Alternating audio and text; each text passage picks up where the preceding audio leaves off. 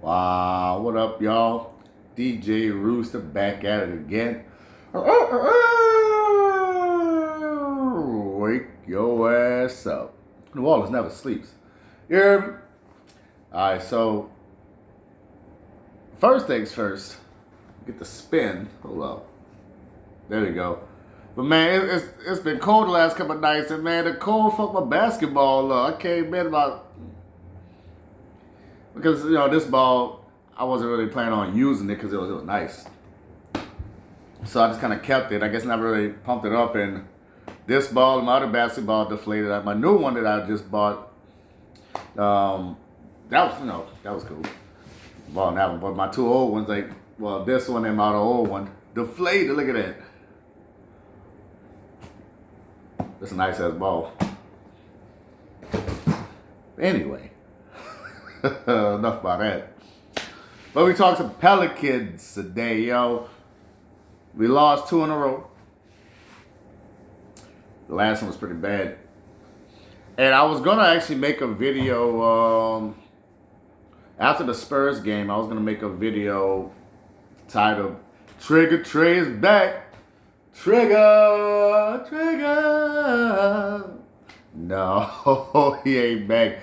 Because while I was making that video, I always look at the stats, like the plus minuses of the players, pretty much. And because I didn't get a chance to see the Spurs game, I wasn't able to see the game.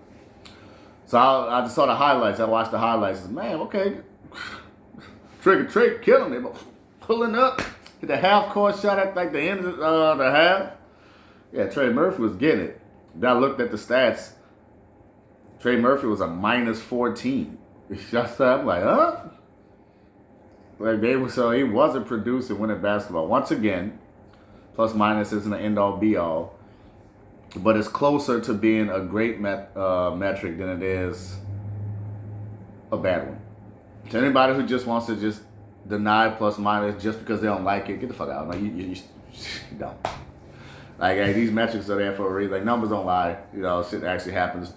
But there could be reasons why, but you can't just throw it out because you don't like it.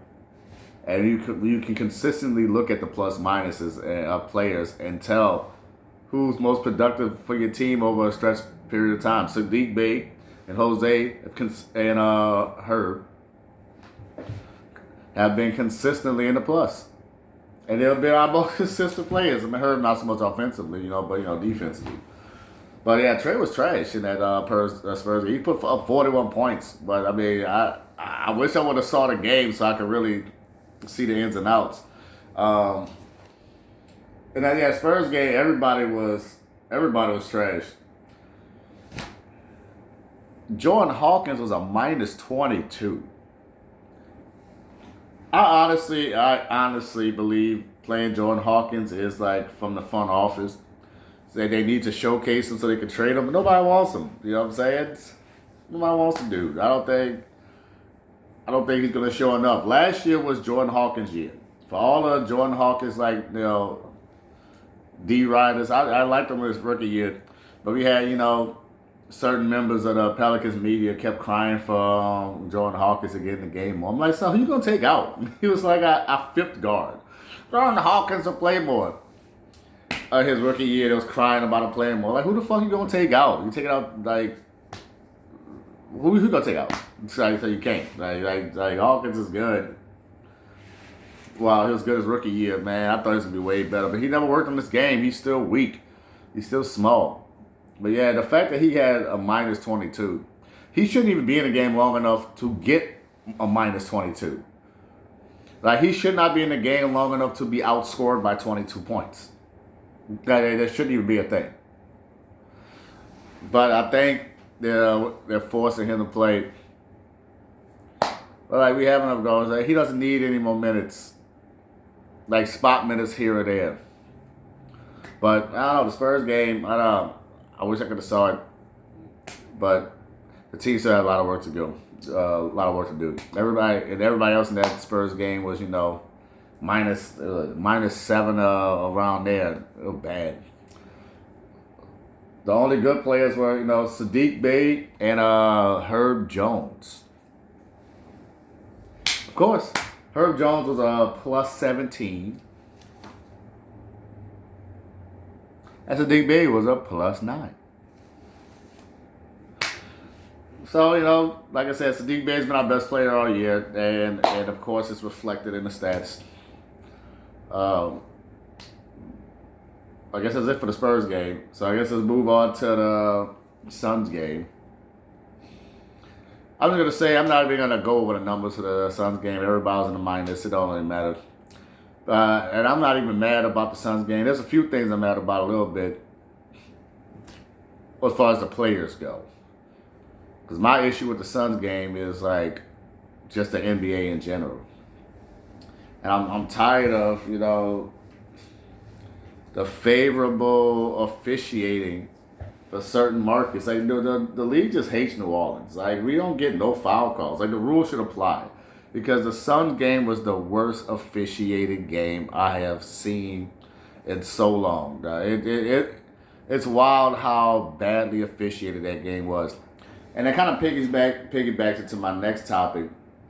I love Joel and Antonio Daniels. But man, sometimes they just be irritating the fuck out of me. Like, so they keep saying what the Pelicans players should be doing on the court, and not understanding, like, bro, we can't. Motherfuckers won't let us be physical. People who never played the game, but they play. I mean, I know Antoine Daniels did, but like, when you get out of it for a while, you don't really understand. The entire game is based around the officiating. Officiating is the most impactful part of playing a game of basketball. That's what it is. Like, you don't really notice it, but how a game is officiated dictates how players are going to play. Goes back to why James Harden is such an overrated player. Of course, you look that good. Like, all these pros can look fire when you don't play any defense on them. Because, like, these dudes are professionals. So if you don't allow people to play defense, well, of course you're going to score the points. In the playoffs, we can actually play defense on the James Harden. He's garbage because he's overrated. Officiated. You're not allowed to play defense. Like, the Pelicans just aren't allowed to play defense. I mean, so I'm not even mad at getting blown out like that. Like, all game, every foul's a touch foul. They was mugging us. We wasn't getting shit. There was a play where, what's that bitch ass nigga name? Dylan Brooks. He was mugging us. And then they called a foul on us. And then on the next play, they called a foul on us again, even though the situation was reversed. I don't know, something. That Suns game was pissing me off. Even Joe and Antoine had to call them out. And they're doing pretty reserved. In the game, they were so mad. One of the worst officiated games ever. So you could yell and cry about whatever. There's nothing to take away from the Suns game except the officiating was bad and the next part. Now we actually get into the reasons that the players were responsible. It really was just missing shots. I mean, the same thing. And it's not like missing shots because of good defense. It's just missing easy open shots and missing shots at the rim. That's the biggest thing. Like, just missing some regular, shots with a little like contestants, whatever. But missing wide open shots and missing shots at the rim. I don't like shoot and missing free throws. Like, we missed, and free throw shooting is like indicative of how good your team is shooting in general. And the fact that we just can't hit free throws, that don't make no fucking sense. Maybe in practice, all we should do is do free throws. I don't get it. Let's see what else I got in my little notes. Because the main thing was like the officiating. There was nothing much to take away from the game. Right? No, since we can't make shots in the officiating. Oh yeah, and I guess to end it, we got to talk about the Golden Kids. I love me some Fears and I love me some Queen. But these two dudes aren't as good as like the fans think they are and as people are putting them up to be. Like, these dudes are good, but they're rookies. They're growing. They're going to make rookie mistakes. And people keep wanting to play them more, but you can't ask to play rookies more and then expect to win. The problem comes from people not really understanding that the league is way stronger now than it's ever been. So like back in the day, yeah, a rookie could come in and play because the league wasn't as good, but the league is way better now. Like rookies just can't come in and just ball like that all the time. For a few games, yeah. For some stretches, yeah. For some good teams that have good pieces around them, yeah.